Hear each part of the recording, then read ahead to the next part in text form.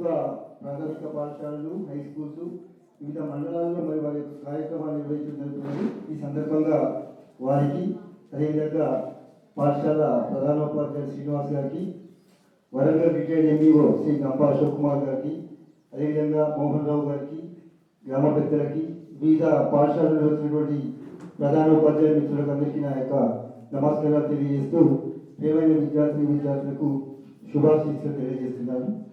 అయితే చాలామంది విద్యార్థులు మా తరంలో ఒక 20 years 15 years బ్యాక్ వరకు కూడా ఈ యొక్క సెల్ ఫోన్స్ అనేటువంటిది లేనప్పుడు విద్యార్థులు మరి మంచి కాలక్షేపం చేయడానికి ఈ యొక్క చెస్ బోర్డ్స్, తర్వాత ఎన్టీసీ బోర్డ్స్, క్యారమ్ బోర్డ్స్ వాటి మీద బాగా క్రీడలలో ప్రావీణ్యత పొందేవారు.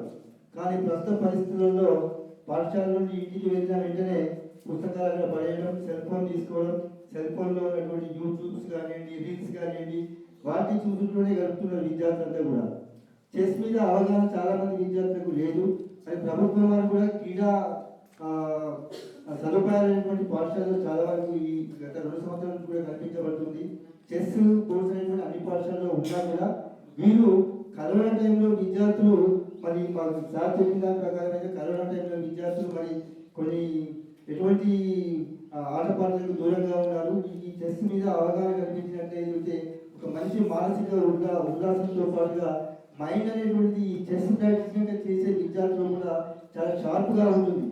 చాలా కామన్గా చూడండి, చెస్ అనేటువంటిది ఒక మేధావులు ఆడేటువంటి ఆటగానే మనం గుర్తిస్తూ ఉంటాం. బాగా ప్రాక్టీస్ చేయడం వల్ల ఈ యొక్క చెస్ ఆడడం వల్ల మన యొక్క మైండ్ అనేటువంటి షార్ప్నెస్ పెరుగుతుంది, ఏకాగ్రత పెరుగుతుంది. అదేవిధంగా విద్యార్థులు కూడా మంచి సామర్థ్యాలను పెంచి అది మనం విద్యా సముపార్జనలో కూడా ముందుండేందుకు అవకాశాలను ఎక్కువగా ఈ ప్రాక్టీస్ చేయడం వల్ల మనకు కలుగుతుంది. ఆ ఉద్దేశంతో వీరు మన మండలంలో ఉన్నటువంటి పాఠశాలకు ఈ చెస్ కోర్సును ఇవ్వడానికి వారు ముందుకు రావడం జరిగింది. ఈ విధంగా యాక్చువల్గా ఇది వర్ధనపేట మండలం, ప్రదేశ్ మండలంలో 11th రోజు ఈ యొక్క కార్యక్రమం ఉండేది. కానీ ఆ రోజు మన దగ్గర ఉన్నటువంటి పాఠశాలకు అన్ని కూడా హాలిడే రోజు మున్సిపల్ ఎలక్షన్స్ ఉండడం వల్ల ఈ రోజుకు పోస్ట్ పోన్ చేయడం జరిగింది. అయితే యాక్చువల్గా ఈ రోజు సార్ మాకు యాక్చువల్గా పీఈటీస్ కూడా ఈ యొక్క కార్యక్రమానికి వచ్చేది ఉండే, కానీ ఈ రోజే స్కూల్ కాంప్లెక్స్ సమావేశాలు కూడా ఉండడం వల్ల పీఈటీస్ ఎవరు కూడా రాలేకపోతున్నారు. ఈ కార్యక్రమం ద్వారా మీరు ఇచ్చినటువంటి చెస్ కోర్స్ కనుక పాఠశాల ప్రధానోపాధ్యాయులకు అందజేసినట్లయితే దీనికి సంబంధించిన వివరాలను అక్కడ ఉన్నటువంటి గ్రామ సర్పంచ్ ప్రముఖులను పిలిపించి వాళ్ళ స్కూల్లో కూడా ఒక చిన్న కార్యక్రమం నిర్వహించేసి మీకు ఈ యొక్క చెస్ ప్రాముఖ్యతను, విద్యార్థులు చెస్ ఆడడం వల్ల కలిగేటువంటి లాభాలు ఏ విధంగా ఉంటాయంటే అన్ని కూడా వాళ్ళు ప్రాచుర్యంలోకి తీసుకొచ్చి ఈ యొక్క చెస్ ప్రాముఖ్యతను తెలియజేస్తారని తెలియజేసుకుంటూ ఈ అవకాశం మీరు మాకు ఇచ్చినందుకు మా యొక్క గవర్నమెంట్ పాఠశాలకు విద్యార్థులకు మరి ఉపయోగపడే విధంగా ఈ యొక్క చెస్ కోర్సు మీరు ఇచ్చినందుకు మీకు మీ సంస్థకు మా యొక్క ధన్యవాదాలు తెలియజేస్తున్నాం సార్. యాక్చువల్గా స్కూల్ స్ట్రెంత్ ప్రకారంగా 20 మంది విద్యార్థులు అయితే ఒక చెస్ బోర్డు చొప్పున వారు మనకు ఇవ్వడం జరుగుతుంది. వాటిని మేము మీ పాఠశాలకు తీసుకెళ్ళిన తర్వాత అక్కడ ఉన్నటువంటి సర్పంచ్ గారు కానివ్వండి, అక్కడ ఉన్న వార్డు మెంబర్స్ పిలిపించి మీరు కూడా ఒక స్కూల్లో చిన్న కార్యక్రమాన్ని ఏర్పాటు చేసి దీనికి సంబంధించిన వివరాలు తెలియజేయాల్సిందిగా ధన్యవాదాలు తెలియజేస్తున్నాను. Good morning all the children, respected teachers and elders on the dais. మరి ఈ ప్రోగ్రామ్ కొత్తగా పెట్టలేదు, మీకు చెస్ మీద ఇంట్రెస్ట్ పెట్టడానికి, నాలెడ్జ్ పెట్టాలి. చెస్లో దానికి ఫుల్ ఫామ్ ఏముంటుంది మనమే క్రియేట్ చేసుకోవాలి.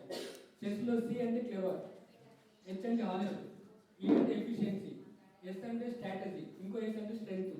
ఇట్లా ఇన్ని క్యారెక్టర్స్ మనం డెవలప్ చేసుకోవాలి. సెల్ ఫోన్కి అడిక్ట్ కాకుండా మన సార్ చెప్తారు. మొత్తం తెలంగాణ మొత్తంలో అన్ని స్కూల్లో కూడా ఈ చెస్ ఇస్తున్నారు. టైం వేస్ట్ కాదు, టైం పాస్ కాదు, నాలెడ్జ్ పెడుతుంది. ప్రపంచంలో కూడా నెంబర్ 1గా ఉన్నది నాలెడ్జ్లో మనమే. ఇవాళ మైక్రోసాఫ్ట్ కానీ, గూగుల్ కానీ, మెటా కానీ ఇవన్నీ హిట్స్ అందరూ కూడా మన తెలుగు వాళ్ళు, తెలంగాణ వాళ్ళు, ఇండియన్స్ ఉన్నారు. మనకు నాలెడ్జ్ ఉంది, ఫిజిక్స్ లేదు. ఒలింపిక్స్లో మనకు బంగారు పథకాలు రావట్లేదు, ఎందుకంటే వాళ్ళు 6 ఫీట్లు 7 ఫీట్లు ఉంటారు, 150 కిలోలు ఉంటారు. మన జెనెటిక్ అట్లా లేదు. కానీ నాలెడ్జ్లో మనం ఉన్నాం కాబట్టి ఆ నాలెడ్జ్ పోకుండా ఉండడానికి మరి సార్ అక్కడ కెనడాలో ఉన్నా కానీ మరి లాస్ట్ ఇయర్ కొన్ని సంవత్సరాలు గవర్నమెంట్ స్కూళ్ళకు లైబ్రరీ ఇచ్చారు. ఆల్రెడీ లైబ్రరీలో బుక్స్ ఉంటున్నవి. మళ్ళీ సార్ ప్లాన్ చేసి లాస్ట్ ఇయర్ నుంచి కలెక్టర్ ఆర్డర్ ప్రకారం, డైరెక్టర్ ఆఫ్ ఎడ్యుకేషన్ ఆర్డర్ ప్రకారం వాళ్ళు డైరెక్టర్కు రిప్రజెంటేషన్ చేస్తే వాళ్ళు లెటర్ ఇచ్చారు, పర్మిషన్ ఇచ్చారు, డిఓ గారు పర్మిషన్ ఇచ్చారు. నేను రిటైర్ అయినా కానీ మా విజయ్ కుమార్ ద్వారా నేను సార్ పరిచయం అయ్యాను. మరి అన్ని స్కూళ్ళకు వరంగల్ మండలు ఎక్కువ పరిచయం కాబట్టి వరంగల్ మండలందరినీ కోఆర్డినేట్ చేయమని సుధీర్ గారు సార్ కెనడా నుంచే వచ్చారు. కెనడానే సిటిజన్, అక్కడే ఓటు కానీ అక్కడే ఉంటుంది. కానీ వరంగల్ ప్రాపర్ మనకు రెగ్యులేటివ్ మండల్ అయినా హన్మకొండ వరంగల్ కలిసి ఉంది కాబట్టి హన్మకొండ జిల్లా, వరంగల్ జిల్లా అన్ని దాదాపు అన్ని తెలంగాణ జిల్లాలకు ఇస్తున్నారు. దాన్ని ఉపయోగించుకోండి, నేర్చుకోండి. మీకు కాంపిటీషన్ కూడా mandal level, school level, district level, state level కూడా కాంపిటీషన్ పెడతారు. ఎందుకంటే మీకు ఇంట్రెస్ట్ క్రియేట్ చేయడానికి, మీకు దాని మీద నాలెడ్జ్ పెంచుకోవడానికి, ఏకాగ్రత పెంచుకోవడానికి, పేషెన్స్ పెంచుకోవడానికి, మంచి క్యారెక్టర్ పెంచుకోవడానికి, మంచి వ్యక్తిగా పెంచుకోవడానికి చెస్ ఉపయోగపడుతుంది. దీనికి ఇండోర్ గేమ్ కానీ, ఎండలో కానీ వర్షం పడ్డ ఆడుకోవచ్చు, ఎండగొట్టిన ఆడుకోవచ్చు, చలికాలం ఆడుకోవచ్చు, ఇంట్లో ఆడుకోవచ్చు, ఇద్దరు ఆడుకోవచ్చు, ఏ ఫ్రెండ్స్ అని ఆడుకోవచ్చు, ఇంకా నెట్లో కూడా మీరు సింగిల్ కూడా ఆడుకోవచ్చు. అన్ని రకాల ఫెసిలిటీస్ ఉన్న చేస్తూ దీన్ని ఇంప్రూవ్ చేయాలి. ఎందుకంటే రష్యా నుంచి మనం ఇండియన్ రష్యన్గా పోటీ ఉండేది. ఇవాళ స్టేట్ వైడ్గా సాగుతారు. వరంగల్ అతనే లాస్ట్ ఇయర్ కాలేజీ క్షేత్రంలో కూడా ప్రోగ్రామ్ కండక్ట్ చేసి అతని పేరు కూడా చాలా అనౌన్స్ చేస్తుంటాడు.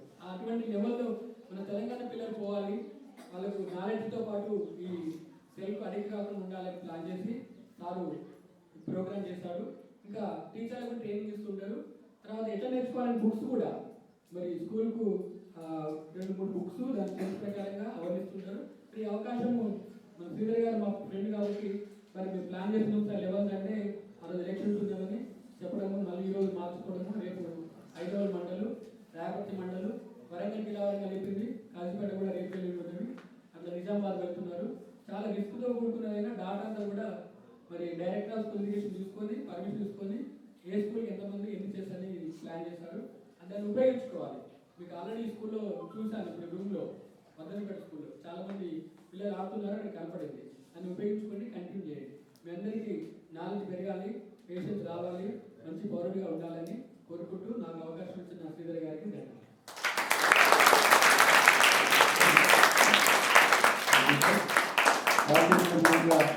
మరి మేము చిన్నప్పుడు ఇక్కడ విశ్వనాథ ఆనంద్ గ్రాండ్ మాస్టర్ మన ఇండియాలో కూడా చెస్ ప్లేయర్స్ చాలా ఇంటర్నేషనల్గా ఫేమ్ అయిన వాళ్ళు చాలా మంది. మొదటి గ్రాండ్ మాస్టర్ విశ్వనాథ ఆనంద్ కూడా మన ఇండియా వాళ్ళలో మనం గర్వించదగ్గ విషయము.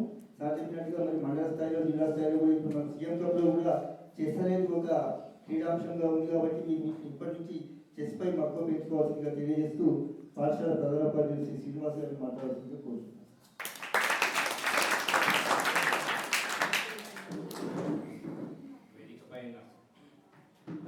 మండల విద్యాధికారి గారికి మరియు రిటైర్డ్ ఎంఏఓ అశోక్ సార్ గారికి, కోఆర్డినేటర్ సుధీర్ సార్ గారికి, మోహన్ రావు సార్ గారికి, తర్వాత వివిధ పాఠశాల నుంచి విచ్చేసిన ప్రధాన ఉపాధ్యాయులు అందరికీ నా యొక్క నమస్కారాలు. విద్యార్థులు నా యొక్క ఆశీస్సులు.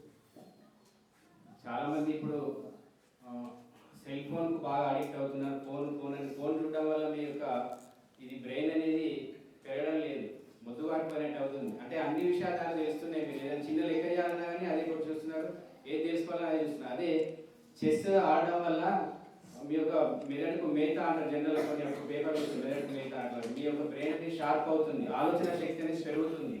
తర్వాత చెస్ ఆడుకోవడానికి చాలా మంది అవసరం ఉండదు, ఇద్దరు ఉంటే సరిపోతుంది. అదే మీరు వేరే వాలీబాల్, కబడ్డీ ఆడాలన్నా కానీ ఒక గ్రౌండ్ కావాలి, దానికి ఒక 10 ప్లేయర్స్ కావాలి. కానీ మీరు ఇద్దరు ఉన్నా కానీ దీన్ని ఒక రూమ్లో కూర్చొని ఆడుకోవచ్చు. ప్రతిరోజు ఒక గంట సేపు అయినా ఆడుకోవడం వల్ల మీ యొక్క మెదడు అనేది ఫ్రెష్ అవుతుంది, రిఫ్రెష్ అవుతుంది. మంచిగా ఈ క్రీడ ప్రతి ఒక్కరికి చదువుతో పాటు క్రీడలు అనేది చాలా ముఖ్యము. ఈ క్రీడల వల్ల మానసిక ఉల్లాసం. మీ అందరి క్రీడలు అంటే చాలా ఇష్టం, చదువు కంటే ఎక్కువ క్రీడలే ఇష్టపడతారు. ఆటల పీరియడ్ వచ్చిందంటే చదువు పీరియడ్ ఏమో సార్ లేకుండా అడగగా వచ్చింది, ఆటల పీరియడ్ అంటే సార్ మాకు ఆటల పీరియడ్ సార్ కావాలని ఉంటుంది. అటువంటి ఉంటుంది. సరే అది మంచి లక్షణమే, కానీ ఏదైనా ఆటల చదువు ఎక్కువ ఉండాలి. చదువుకున్న వాళ్ళకి ఆటలు అనేది అవకాశం వస్తుంది. మీరు నెక్స్ట్ ఇంటర్మీడియట్కి వెళ్ళినా, డిగ్రీకి వెళ్ళినా ఇది కంటిన్యూషన్గా వెళ్తుంటుంది. చదువు లేని వాళ్ళకు 10th వరకు ఆగిపోయింది అనుకోండి, వాళ్ళకి ఆటలు అనేది ఉపయోగపడవు. వాళ్ళు ఎవరు పిలవరు, ఏ కాంపిటీషన్స్ పిలవరు. ఆటలు మీరు ఆడడం వల్లనే ఇంటర్మీడియట్ కానీ, డిగ్రీ కానీ, యూనివర్సిటీ లెవెల్లో, నేషనల్ లెవెల్, ఇంటర్నేషనల్ లెవెల్లో మీరు పాల్గొనే అవకాశం ఉంటుంది. ఇప్పుడు మనకు వీళ్ళు డొనేట్ చేసి ఇంత అంటే రిస్క్ తీసుకుంటే గవర్నమెంట్ స్కూల్స్కే ఇవ్వాలనే ఉద్దేశంతో ఒక పేద పిల్లలకి ఇవ్వాలి, వాళ్ళకి అన్ని సదుపాయాలు ఉండవు కల్పించకపోవచ్చు అని వాళ్ళతోటి క్రీడలలో చెస్లో వాళ్ళకు మంచి ఆసక్తిగా పెంపొందించాలనే ఉద్దేశంతో మనకు ఫ్రీగా డొనేట్ చేయడం అనేది చాలా మాకు కృతజ్ఞత తెలియజేస్తున్నాం సార్ మీ అందరికీ. అది చాలామందికి ఏదో సరే మాకు ఏం అవసరం లేదు అనుకుంటారు, అంటే సంపాదించుకోవడమే ముఖ్యం అనుకుంటారు. ఎక్కువ సంపాదించుకుంటే ఎక్కువ గ్రేట్ అని ఫీల్ అవుతారు. కొంతమంది హ్యుమానిటీలో చూపెడతారు. మానవత్వం అనేది ఉండాలి, సంపాదించిన దాంట్లో కొంత ఖర్చు పెట్టాలి, పేద వాళ్ళకి ఏదైనా ఒక సాయం చేయాలనే ఉద్దేశంతో వీళ్ళు ఈ కార్యక్రమాన్ని తీసుకోవడం జరిగింది. పేద విద్యార్థుల కోసం వీళ్ళందరికీ మా పాఠశాల తరఫున కృతజ్ఞతలు తెలియజేస్తున్నాను.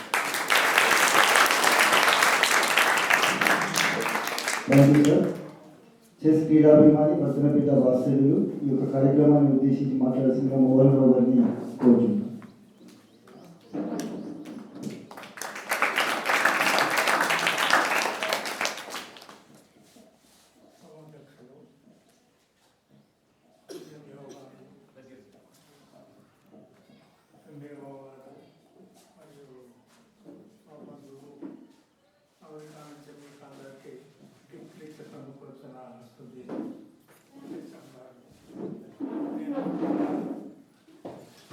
ఈ ఊళ్ళో చిన్నప్పటి నుంచి చదువుకున్నా, అప్పుడు బడి లేదు, చాలా కష్టపడ్డాం. ఈ బడి నిర్మాణానికి కొందరు పెద్దలము ఎంత కృషి చేయాలనో అంత. పొద్దున్నే అప్పుడున్న హెడ్ మాస్టరు పొద్దున్నే లేచి ఆయన బట్టలు వేసుకొని చక్కగా మా ఇండ్ల ముందరికి వచ్చి ఏమైంది పడుకున్నారా రారా అని తీసుకపోతే అందరం కలిసి ఊళ్ళో తిరిగి డొనేషన్స్ కలెక్ట్ చేసి గుడిసెళ్ళలో చదువుకున్నాం. హై స్కూల్ లేవు, బెంచీలు లేవు, ఏవీ లేవు. అటువంటి స్కూల్లో మేము చాలా కష్టపడి ఒక నిర్మాణానికి తీసుకొచ్చినాం. మా దగ్గర ఒక పట్వారీ ఉండే, ఆయన కూడా ఇంట్రెస్ట్ ఉండే, అరే మనం స్కూల్ కట్టాలి అని. ఈ స్థలం దొరైనది, ఆయనను ఒప్పించి ఈ స్థలం తీసుకో, 2 ఎకరాల స్థలం ఒక సావుకారు నుంచి. ఇది ఏ విధంగా ఒక్కొక్కటి పోగు చేస్తున్నాం. ప్రభుత్వము ఆనాడు ఏమీ లేని దరిద్ర దశలు ఉండే, ఏమీ ఒక 19 వచ్చేది అంతవరకే. ఈ వాళ్ళు పిల్లలు కూడా చాలా అభిమానంతో మనం స్కూల్ కట్టుకోవాలి అని ఏ పని చెప్తే ఆ పని చేసేది. చెట్లు కొట్టుకొచ్చి కూడా దూరాలు వేసి కట్టినాం, బెంగళూరు పెంట తెచ్చినాం, చాలా చేసినాం. ఇక అవన్నీ కాదు. కానీ ప్రస్తుతం కూడా వచ్చిన హెడ్ మాస్టర్లు ముందుగా తెలుసుకునేది ఎవరు, ఇక్కడ కాస్త సహకరించేటోళ్ళు ఎవరు అని ఎంక్వైరీ చేసి మమ్మల్ని పిలిచి మాట్లాడి మీటింగ్ లెక్క ఏర్పాటు చేసి ఏమన్నా డొనేట్ చేయగలుగుతారా, చేయించగలుగుతారా అంటే ఏం కావాలి సార్ అని అడిగితే మాకు బెంచీలు లేవండి, కుర్చీలు లేవు, మేము కూడా కూర్చోలేకపోతాము అని ఇట్లా ఇచ్చినాము. మా చిన్నపిల్లవాడు కూడా ఈ స్కూల్లోనే చదివిండు, ప్రైమరీ స్కూల్ నుంచి. వాడు ఒకసారి మా బంధువు ఒక ఆయన టీచర్ ఉండే, ఆయన అన్నాడు మాకు డొనేట్ చేయరా అని. ఏం కావాలా అని. డిజిటల్ ఎడ్యుకేషన్కు అన్నీ కావాలి అంటే, సరే ఎస్టిమేట్ ఏవయ్యా ఎంత అవుతుంది అంటే 1 లక్ష అవుతాయి అంటే, వాడు పిల్లవాడు పంపిండు. అమెరికానే ఉంటాడు, తనకు దగ్గరే, ఎప్పుడు చెప్తాడు. వస్తే వాడు పంపిస్తే ఆ టీచర్ వాళ్ళు ఇద్దరిని తీసుకపోయి అవి కొనుక్కొచ్చి డిజిటల్ ఎడ్యుకేషన్ రూమ్లో పెట్టినాం. అయితే మా 2వ పిల్లవాడు కూడా పూర్ణచంద్రగానే అమెరికానే ఉంటాడు, వీళ్ళంతా ఫ్రెండ్సే. అయితే వాడు వచ్చినప్పుడు ఒకసారి మనం స్కూల్ పోదాం బాబు అన్నాడు. ఆడు కూడా ఈ స్కూల్లోనే చదివాను. అయితే వచ్చినాం. వస్తే సార్ ఈ పడారి కూడా పెట్టాను కానీ మళ్ళీ పడిపోయింది, జనాలు పోగుడు ఇప్పుడు మాకు ఇబ్బంది అవుతుందని. ఎంత అవుతుంది సార్ అంటే ఒక 30,000 చెక్ రాసి ఇచ్చాడు. ఇంకో ఎన్సిసి సార్ ఉండే, మేము ఇచ్చినప్పుడు ఉన్న ఉపాధ్యాయుడు ఎవరు లేరు. మేము ఇచ్చింది కూడా మేము వచ్చిన టీచర్లకు తెలిసేది లేదు. 3 రాసులు ఈ డొనేషన్స్ అని ఏమి తెలియదు. ఇప్పుడు నేను వెళ్ళానో మళ్ళీ మీ అందరికీ తెలియదు. మళ్ళీ 4 రోజులు 6 నెలలు ఏడాది పోయినాక మళ్ళీ పోతారు, మళ్ళీ కొత్త ఆయన వస్తారు. అంటే గతంలో కూడా ఒక విధానం ఉండే. ఒక ఉపాధ్యాయుడు ఒక ఉద్యోగస్తుడు ట్రాన్స్ఫర్ అయ్యి వెళ్ళిపోతా అంటే ఒక చిన్న ఫంక్షన్ చేసేది. ఊరోళ్ళు వాళ్ళందరూ పరిచయం అయ్యేది. ఇప్పుడు ఆ సాంప్రదాయం లేదు. సార్కి ఆర్డర్ రాగానే వెళ్ళిపోతాడు, కొత్త సార్ వస్తాడు, చేంజ్ అవుతాడు. ఇది విధానం. అసలు మా ఊరు ఎట్లున్నదో ఏందో, ఈ స్కూలు సార్ ఇల్లు తప్ప ఇంకోటి తెలియదు. ఈ ఊళ్ళో అదివరకున్న ఉపాధ్యాయులంతా మా ఊళ్ళోనే ఉండి వాళ్ళ పిల్లలు మాతో ఉండి చదివేది. ఇవాళ ఈ పిల్లలకు తప్ప మీరు పంతులు అనేది ఇంకోళ్ళు తెలియదు. మీరు సంపాదించే సంపాదన ₹1 కూడా ఈ ఊళ్ళో ఖర్చు పెట్టేది ఉండదు. అయితే ఆర్థికంగా మీరందరూ ఉద్యోగస్తులు ఈ ఊళ్ళో ఉండే సాంప్రదాయం, ఎవరన్నా ముఖ్యమంత్రి ఆ మెంటాలిటీ ఉన్న ముఖ్యమంత్రి వస్తే ఉద్యోగస్తులంతా ఆ ఊళ్ళోనే ఉండాలనే సాంప్రదాయం ఏమైనా తీసుకొస్తే ఆర్థికంగా ఊరు ఎదుగుతుంది. ఊళ్ళో లేబర్ కానీ మిగతా వ్యాపారస్తులు కానీ బాగుపడే అవకాశం ఉంటుంది. ఇవన్నీ లేవులు. ఇప్పుడు మీరు లక్షలు తీసుకున్న జీతం అక్కడే ఖర్చు పెట్టుకుంటారు, అక్కడనే ఎంజాయ్ చేస్తారు. ఇది విధానం. మా వర్ధన్నపేట హై స్కూల్ అంటే ఎంతమంది ఉన్నాయా? 23 మంది ఉన్నారాయా? ఎన్ని లక్షలు అయితే 20 లక్షలు దాంట్లో పైన అవుతాయి. అంటే ఈ విధంగా ₹1 కూడా ఊరికి ఉపయోగం లేదు. హై స్కూల్ కూడా ఉపయోగ ఈ పిల్లలకు విద్యలు చెప్పడం తప్ప. అంటే సాంప్రదాయాలు రోజు రోజుకు దిగదారిపోతున్నాయి. నీ బాధ్యత ఏంది? బడికి పోవాలి, చదువు చెప్పాలి, ఇంటికి పోవాలి, అంతే. ఇంకేం చేయాలి? కానీ గతంలో మేము చాలామంది ఉపాధ్యాయులు చూసినాం. మా ఇంటి ముందరికి వచ్చి పెద్ద సార్ మోహన్ రావు పడుకున్నావయా అంటే, సార్ రెడీ అయినా సార్ అని కలిసి ఇంకో 4 పోగు చేసుకొని ఊళ్ళో తిరిగి ఏం కావాలి ఏంది లేబర్ తోటి, ఊళ్ళో జనాలతోటి మాకు టచ్ ఉంటుంది కాబట్టి లేబర్ దగ్గర కూడా పోయి, అరే మీ కులం వాళ్ళు ఇవ్వాలి, పని చేయాలి, అది లెవెల్ చేయాలి, గోడలు కట్టాలి, ఇవి కట్టాలి అంటే మా మాట ఆ రోజుల్లో వినేది. ఇప్పుడు వినేవాళ్ళు లేకుండా అనుకోండి. అయితే ఈ విధంగా డెవలప్ చేయగలిగినాము. ఇవాళ కూడా మేము హై స్కూల్కు మా 2వ అబ్బాయి వచ్చినప్పుడు కూడా ₹1,00,000 ఇచ్చాడు. 4 సార్లు అడిగాను, 4 సార్లకు మనిషి 30,000 ఇచ్చాడు. ఇప్పుడు మొన్న కూడా మాకు కాలేజ్ పడింది. ఇక ఆడ కూడా 13 మంది ఏమో లెక్చరర్లు ఉన్నారు. కార్లలో వస్తారు, పోతారు, ఎవరికి పరిచయం తెలియదు. ఇక చదువుకునే విద్యార్థులు కూడా ఎవరు చెప్పిందో ప్రిన్సిపల్ గారికి మేము ఇంత డొనేట్ చేసే క్యారెక్టర్ నదని ఎవరు చెప్పిందో ఆయన డైరెక్ట్ ఇంటికి వచ్చాడు.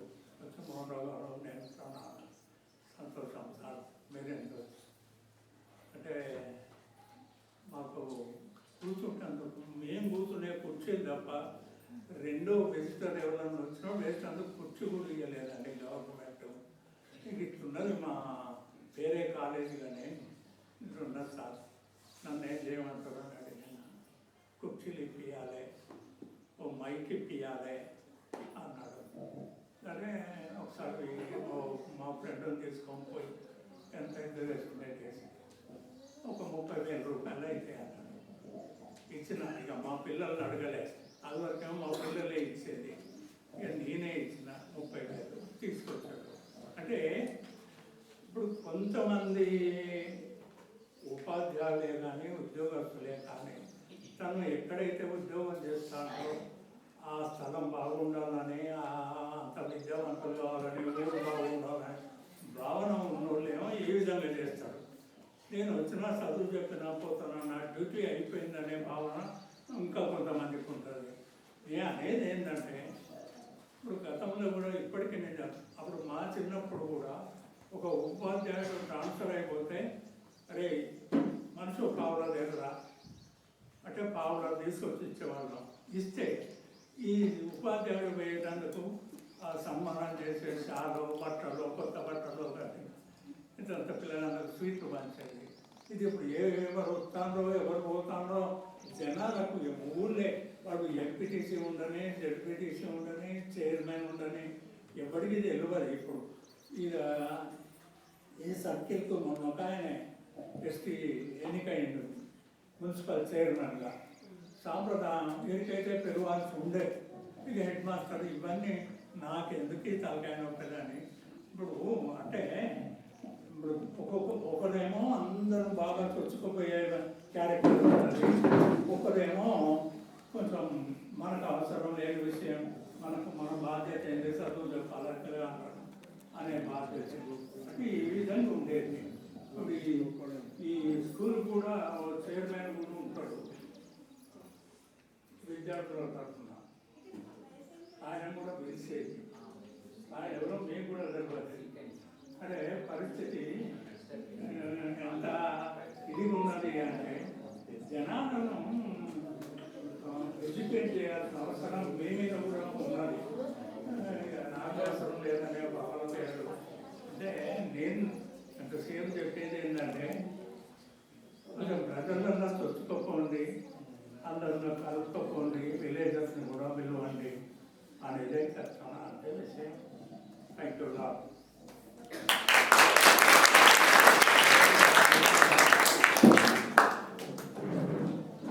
Thank you sir.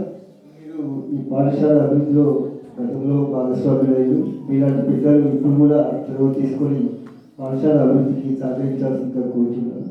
అంటే గతంలో ఉన్న పరిస్థితులకు ఇప్పుడున్న ప్రస్తుత పరిస్థితులకు చాలా చేంజెస్ ఉన్నాయి సార్. స్కూల్లో ఏ కార్యక్రమం నిర్వహించాలన్నా కూడా కలెక్టర్ గారు పర్మిషన్ తీసుకోవాల్సి ఉంటుంది. మీరు అన్నట్టుగా ఇక్కడ పనిచేసి ట్రాన్స్ఫర్ అయిపోయిన ఉపాధ్యాయులు, ఇక్కడ ఉన్నటువంటి కొత్తగా వచ్చిన ఉపాధ్యాయులు ఇక్కడ ప్రభుత్వమైన పరిచయాలు లేకుండా పోతుందని చెప్తున్నారు. రిటైర్ అయిన ఉపాధ్యాయులే తన పాఠశాలలో ఈరోజు సన్మానం చేసుకోలేని పరిస్థితులు ప్రస్తుతం ఉన్నాయి సార్. సన్మానం చేసుకోవాలంటే కూడా వర్కింగ్ డే కాకుండా హాలిడే రోజు చేసుకోవాలనే ఇన్స్ట్రక్షన్స్ ఉన్నాయి. కాబట్టి ప్రతి ఉపాధ్యాయుడు కూడా తన రిటైర్మెంట్ ఫంక్షన్ కూడా పాఠశాలలో ఘనంగా చేసుకోలేకపోతున్నారు. ఇకపోతే ఈ యొక్క కార్యక్రమం అన్ఎక్స్పెక్టెడ్గా కొంచెం షెడ్యూల్ తక్కువగా ఉంది. మాకు వేరే వేరే ప్రోగ్రామ్స్ ఉండే అకస్మాత్తుగా ఈ యొక్క కార్యక్రమాన్ని నిర్వహించాల్సి రావడం వల్ల కొంతమంది ఈ యొక్క ఎస్ఎంసీ చైర్మన్ పిలవడం జరగలేదు. మీకు మరొకసారి ప్రత్యేకంగా ఈ పాఠశాల అభివృద్ధికి సహకరించేందుకు ప్రత్యేక ధన్యవాదాలు తెలియజేస్తూ, మారుతున్న పరిస్థితుల ప్రకారంగా ఉపాధ్యాయులు ఆ విధంగా నడుచుకోవాల్సి వస్తుంది కాబట్టి దాన్ని అండగా భావించండి. ఇకపోతే శ్రీ సుధీర్ గారు కేరళలో స్థిరపడి ఈ యొక్క చెస్ నెట్వర్క్ని స్థాపించి చెస్ క్రీడలపై ప్రాచుర్యాన్ని కల్పిస్తూ విద్యార్థులకు అవగాహన కల్పిస్తూ ప్రతి మండలంలో ఉన్నటువంటి పాఠశాలకు మరి వారి యొక్క సహకారంతో చెస్ కోర్స్ అందిస్తున్నారు. వారిని కార్యక్రమాన్ని ఉద్దేశించి మాట్లాడాల్సిందిగా కోరుతున్నాను.